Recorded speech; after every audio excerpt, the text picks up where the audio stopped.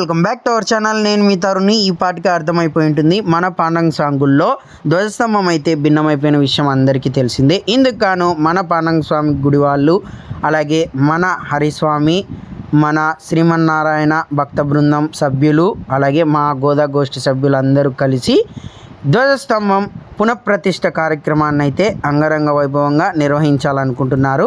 ఇందుకు గాను వచ్చే నెలలో మాఘమాసంలో మార్చి 1, 2, 3 తేదీలు అయితే ఖరారు చేశారండి. ఇందుకు గాను ఈరోజైతే అంకురార్పణం అయితే చేశారు.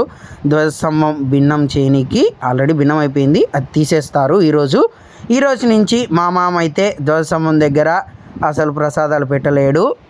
అలాగే ఈ వీడియోని పూర్తిగా చూసి లైక్, షేర్ అండ్ సబ్స్క్రైబ్ చేసుకోవడం మటుకు మర్చిపోవద్దు.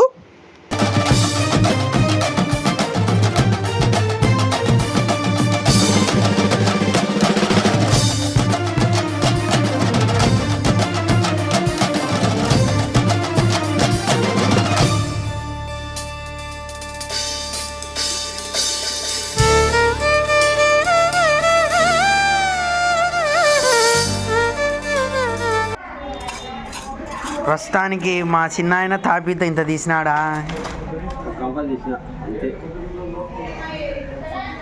గంపేనా?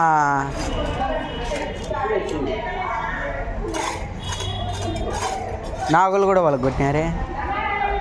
మళ్ళా ఇంత ముందులే. ఇది ఎందుకు ఈడ గుంతుంది? ఓకే, దానికి కూడా ఇంత లోతు తవ్వినారు.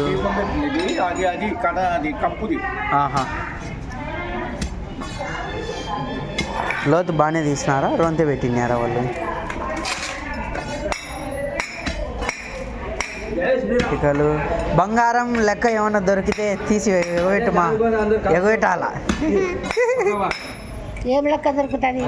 ఏంది అది వేసేటప్పుడు బేసింటారు. రూపాయి బిల్లలు కాదు, బేసింటారు. ఆ కాలంలో బంగారానికి విలువలు తక్కువ. అంతేనా?